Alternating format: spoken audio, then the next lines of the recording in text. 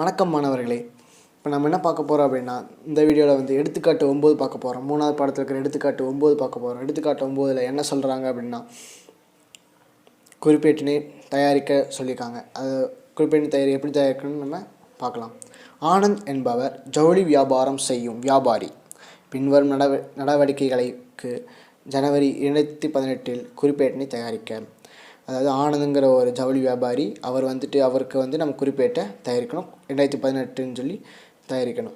கொடுத்துருக்க அந்த பர்டிகுலர்ஸ் வச்சு நம்ம கண்டுபிடிக்கலாம்.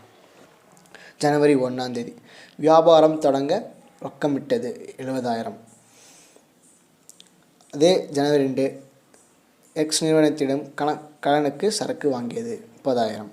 இப்போ நம்ம வந்து அந்த சம்மு எப்படி, அந்த என்ட்ரிலாம் எப்படி போடணுன்னு பதிவு பண்ணணுங்கிறது உங்களுக்கு சொல்கிறேன். ஆனந்தின் வீடுகளில் சொல்லி எழுதி போட்டுக்கோங்க. குறிப்பேட் பதிவுன்னு போட்டுக்கோங்க.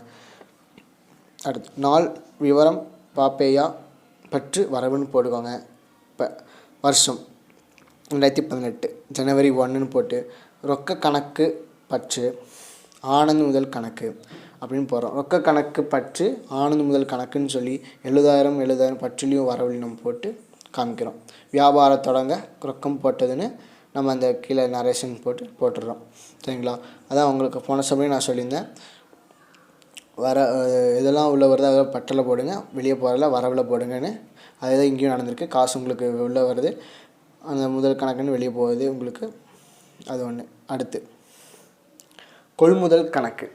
அதாவது கடன் கொள்முதல். நம்ம வந்து எக்ஸ் நிறுவனத்தின எக்ஸ்னு ஒரு நிறுவனத்திலிருந்து நம்ம கொள்முதல் பண்ணியிருக்கோம். கடனுக்கு கொள்முதல் பண்ணிக்கனால எப்படி போடணும் அப்படின்னா, கொள்முதல் கணக்கு பற்று 30,000, எக்ஸ் நிறுவன கணக்கு 30,000ன்னு போட்டு கடன் கொள்முதல்னு கீழே போட்டுடணும். அடுத்து ஜனவரி 3 வங்கியில் செலுத்திய ரொக்கம் 40,000. வங்கி கணக்கு, அதாவது வங்கியில் செலுத்திய ரொக்கம். நம்ம வந்து வங்கியில் வந்து ஒரு கணக்கு ஆரம்பித்து அதுக்கு செலுத்தியிருப்போம் ஒரு விலை. அதுக்கு எவ்வளோன்னா 40,000. எப்படி போடணும் அப்படின்னா, வங்கி கணக்கு பற்று ரொக்க கணக்கு 40,000 வங்கியில் பணம் போட்டது அப்படின்னு போட்டுடுறோம். அடுத்து எல் நிறுவனத்திடமிருந்து கடனுக்கு கட்டடம் வாங்கியது. அதாவது எல் நிறுவனம் ஒரு நிறுவனத்திட்டேருந்து நம்ம கட்டடம் வாங்கியிருக்கோம். இதில் எப்படின்னா கடனுக்கு வாங்கியிருக்கோம். அது எவ்வளோ? 95,000க்கு நம்ம வாங்கியிருக்கோம். கட்டடம் கணக்கு பற்று எல் நிறுவன கணக்கு. அதாவது கட்டடம் கணக்குன்னு சொல்லி நமக்கு பற்றில் போடுறோம். எல் நிறுவனம்னு சொல்லி வரவில் போட்டு 95,000 பற்றிலையும் வரவுலையும் போட்டு கட்டடம் வாங்கியது அப்படின்னு போடுறோம். ரொக்க கணக்கு பற்றில் 5,000, வங்கி கணக்கு 5,000 வரவில் காமிச்சு அலுவலக செலவுக்காக ரொக்கம் எடுத்தது. அதாவது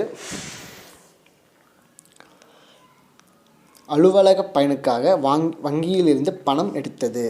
அதாவது அலுவலக செலவுக்காக நம்ம வங்கியிலேருந்து பணம் எடுத்திருக்கோம். எவ்வளோ எடுத்துருக்கோம்? 5,000 எடுத்திருக்கோம்.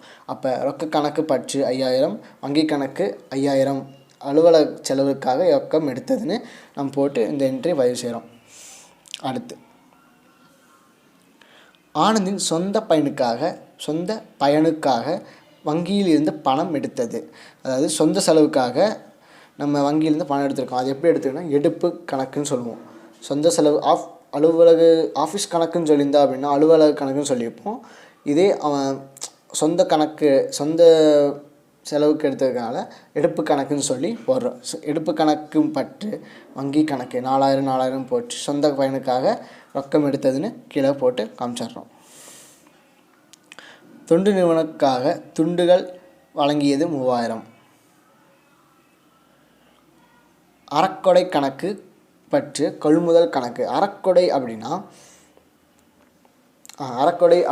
இந்த மாதிரி ஆஷ்டமம், இந்த மாதிரி ஏழைகளுக்கெல்லாம் கொடுக்குறோம் பார்த்தீங்களா, அதை நம்ம இந்த கணக்கை அறக்கொடை கணக்குன்னு சொல்லுவோம். அந்த கணக்கை எப்படி போடணும் அப்படின்னா, அறக்கொடை கணக்குன்னு சொல்லி போட்டு கொள்முதல் கணக்கு 3,000 போட்டு இங்கே காமிச்சிடணும். தொண்டு நிறுவனங்களுக்கு சரக்குகள் கொடுத்ததுன்னு 3,000 காமிச்சு இங்கே போட்டுடணும்.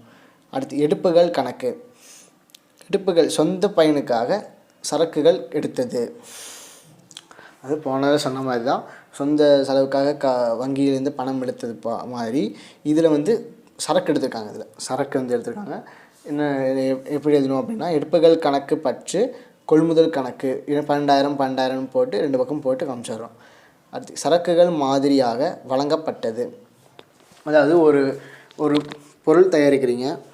அந்த பொருள் தயாரித்து அவங்க விற்கிற வாடிக்கையாளர்கிட்ட காமிக்கிறதுக்காக ஒரு சாம்பிள் அனுப்புகிறீங்க. நீங்கள் ரெடி பண்ண பொருள்லேருந்து சாம்பிள் அனுப்புகிறீங்க. ஏன் சாம்பிள் அனுப்புகிறோம் அப்படின்னா, அடுத்து கரெக்டாக இருக்கா இல்லையான்னு செக் பண்ணுறதுக்கு, ரெடி பண்ண பொருள் கரெக்டாக இல்லையான்னு செக் பண்ணுறதுக்கு நம்ம அனுப்புகிறோம். அதான் விற்பனை மேம்பாட்டு செலவுகள். அதாவது நீங்கள் ரெடி பண்ண பொருளை ஒரு சாம்பிள்னு சொல்லி ரெடி பண்ணி அவங்களுக்கு அனுப்புகிறீங்க அப்படின்னா, அடுத்தடுத்து பொருள் அனுப்புறதுக்காக செக் பண்ணுறதுக்காக அவங்க பண்ணுறது. அந்த என்ட்ரி எப்படி எழுதணும் அப்படின்னா, விற்பனை மேம்பாட்டு செலவுகள் கணக்கு பற்று கொள்முதல் கணக்கு 3000 போட்டு சரக்குகள் மாதிரியாக வழங்கப்பட்டதுன்னு போட்டுடுறோம். அது அலுவலக பயன்பாட்டிற்கு சரக்குகள் எடுத்தது.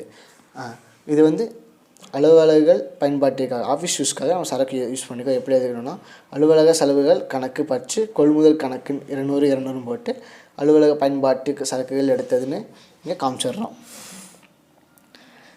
இதில் இருக்கிற இந்த கணக்கில் ஏதாவது சந்தேகம் இருக்குது அப்படின்னா கீழே இருக்கிற கமெண்ட் பாக்ஸில் கமெண்ட் பண்ணுங்கள். தியரிஸ் எல்லாம் உங்களுக்கு வேணும் அப்படின்னா இதில் இருக்கிற கமெண்ட் பாக்ஸில் கமெண்ட் பண்ணுங்கள். அடுத்தடுத்த வீடியோவில் உங்களுக்கு அப்டேட் பண்ணுறேன்.